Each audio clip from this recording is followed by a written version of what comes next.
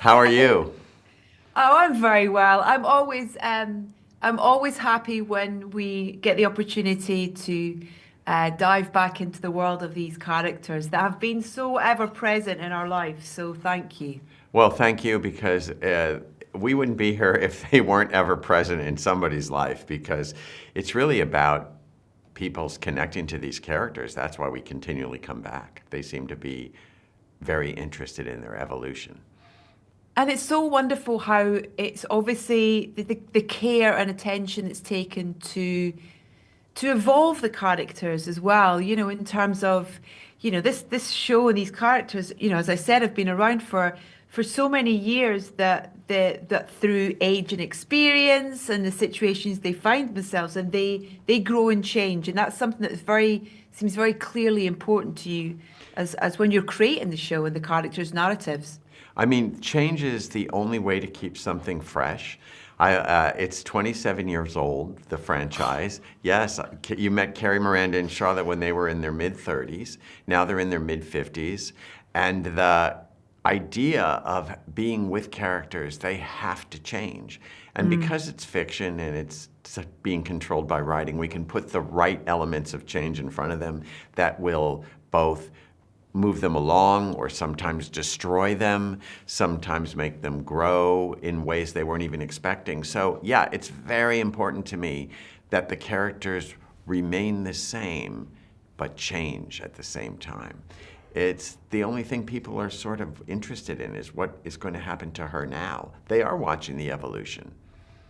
But it's also that thing I think of people almost watching their own evolution through these characters and really that mirror kind of shining back on us and that that you might have four different characters but there's something from each of them that you're maybe going through yourself. I mean, what's so great about the show for people who watch it is there's so many varieties of strong, interesting, complicated, flawed, heroic, tragic women that you can sit at home and watch. And then just like that, there are five very strong, vibrant women. And they're all going through their 50s the way they go through their 50s. And it's nice because when you were 34, you were watching these four characters struggle, and now I don't know what your age you are. We have 20-year-olds watching the 30-year-olds in Sex and the City now. We have 30-year-olds watching the 50-year-olds. It's this kind of great dance back and forth between what the world is presenting women with and how they're dealing with it. When you're sitting down to think about to map out, a series, this season three of this new kind of version of this show that we have now, um, how do you kind of plan that out, in terms of episodically? And I can't imagine the sort of journey that you go on to even kind of thinking about where the series is going to go for the show, but for the individual characters as well. I think you always have to start from the writing of a series with each year you sit down to think what's next, but you also have to look at where you've been in the last seasons. Because I think the problem is to repeat. So if you have a rule that you cannot repeat, that forces you to paint yourself into a corner like we did with Carrie and Aiden this year. We painted ourselves into a corner and then said, how are we going to get out of this? And then we have to go up the wall rather than back over the wet paint. So it's really important to always know where you've been. And if you don't repeat, then you'll find new ways to go. So yeah, we sat down this year and I thought the first season was so dark and so broken. We Yeah. literally broke what Sex and the City was to create a new show. We put Carrie through some really dark times, as did all the characters, gone through bumpy roads of change, meeting new people. And after the second season, where everyone sort of got up on their feet, this season felt like a walk.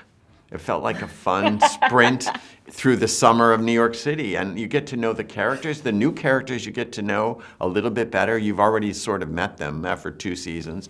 And your familiar characters you get to see live a different way. I mean, I loved the idea of Carrie's house for this season. Oh, I oh, loved being there. I loved the ki- idea. kitchen door open, Kitchen door open. open. I mean, and is it?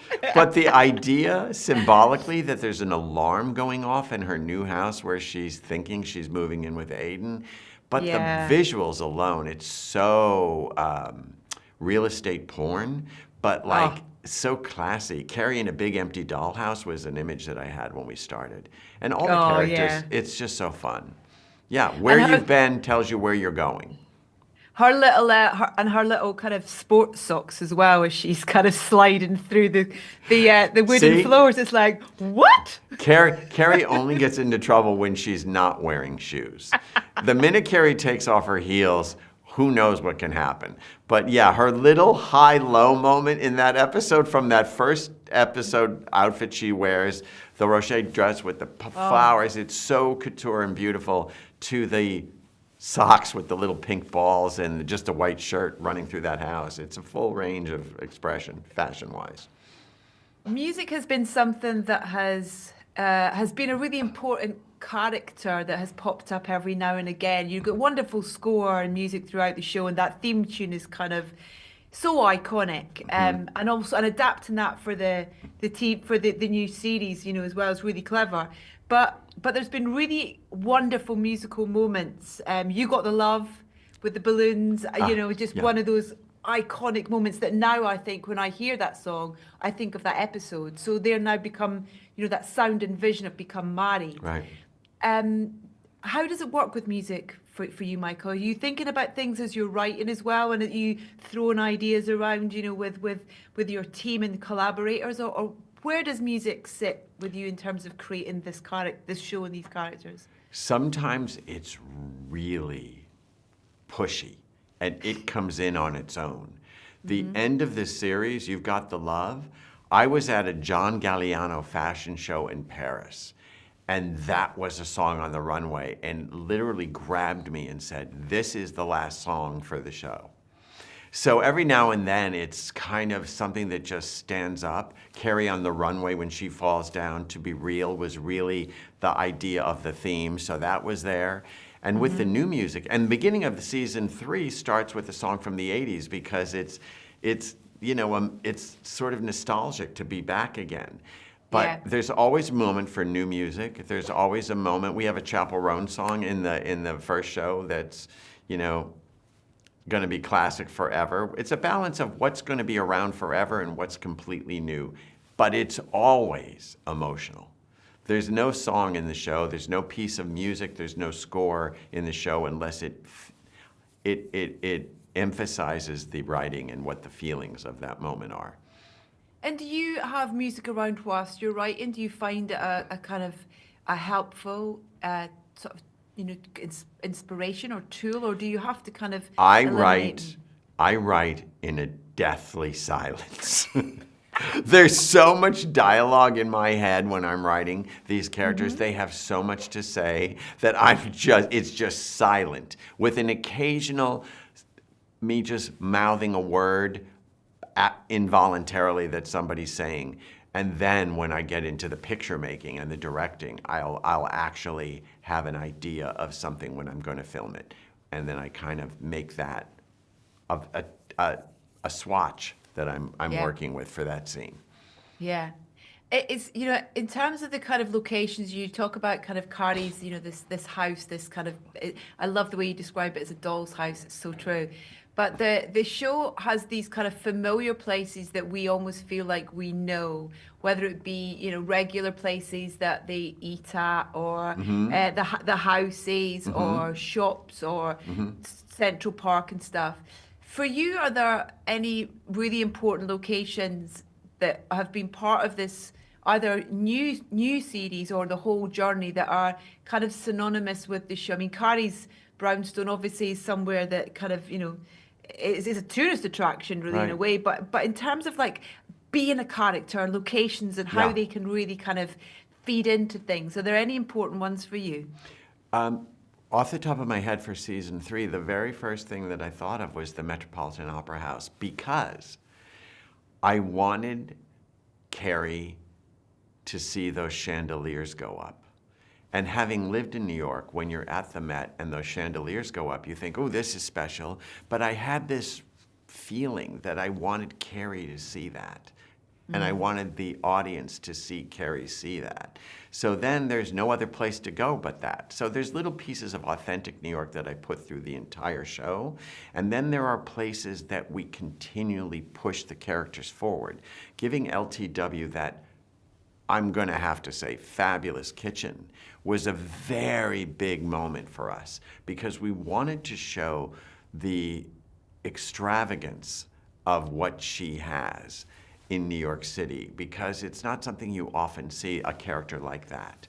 And so there are moments that we push, and then there are classic moments of Charlotte's apartment that we have dismantled when Sex and the City, the series was over, put back together for the movie, dismantled again, put back together again. And Carrie's apartment is always very, very evocative for the audience. So you're actually going to get to see that again in the series as well. I think there must be thousands of women and men around the world who have tried to kind of recreate in their own environment that kind of, that wardrobe, that kind of walk through kind of, Oh, look, the wardrobe specifically, that closet in And Just Like That in Carrie's new house, we designed to reference her old closet because in her old apartment, because we knew there was an emotional attachment to that. And if I was moving Carrie, I still wanted to give everybody who loved that part of her life the same moment, but elevated. So I said, this time at the other end, rather than a bathroom, there is another room with light pouring in. So it's all light in both sides of that closet, but it's deliberately designed to be the same touchstone, but upscaled. Oh, yeah, it's the dream. Yeah, it is a dream. It's the dream, Michael. It's a dream. It is, yeah. Well, what else is this? It's a dream. It's all a big dream. Why are you going to sit on your couch and watch just reality? You can look out the window and see reality. You need to see something else. But it feels like reality to us. It feels real to us. They feel real to us. That's the thing. That's what you've done so brilliantly with this show and with these characters. Thank you. It's just, People used they to feel say, like friends. People used to say to me on Sex and the City, women don't talk like this. Real women don't talk like this. And I said, well, they would if they had writers. It is real women, and this is what real women deal with, but it's a little bit more shaped by writing.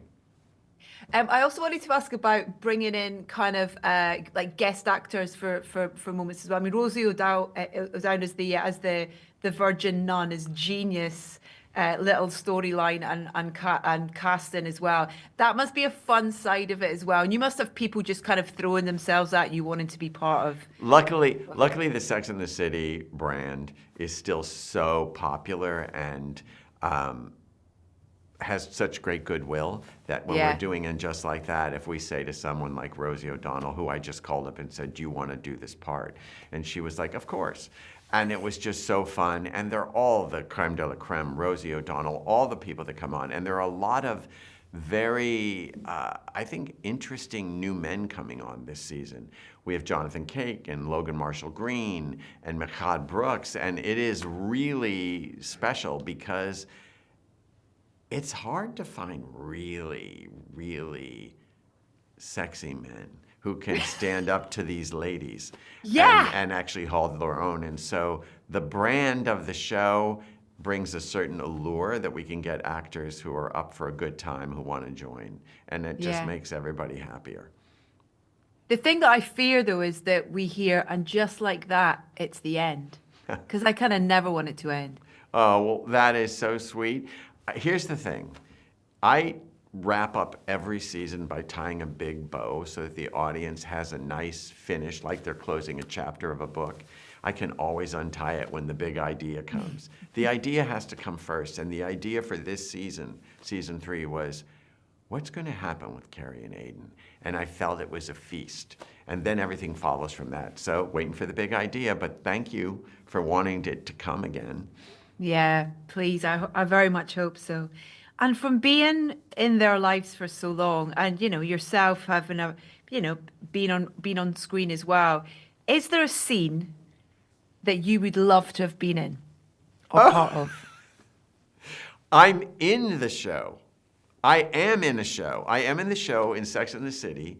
Mm-hmm. There is a cameo of me when Carrie is dating David Duchovny, and he is her high school boyfriend, but he's in a mental institution, and she goes out to the park to visit him, trying to convince herself that it's just a spa, it's not a mental institution. At that moment, a deranged patient breaks free and runs behind her screaming, "Feces, feces, feces, feces."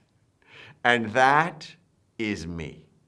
And the only reason I'm doing it is because no actor came in could make the writers laugh as much as me saying feces when I did it in the writing room.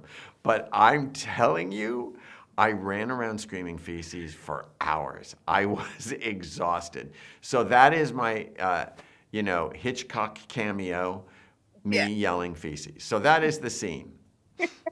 I can't top it. That's done. Can't tell me that's got to be it. Yeah, totally.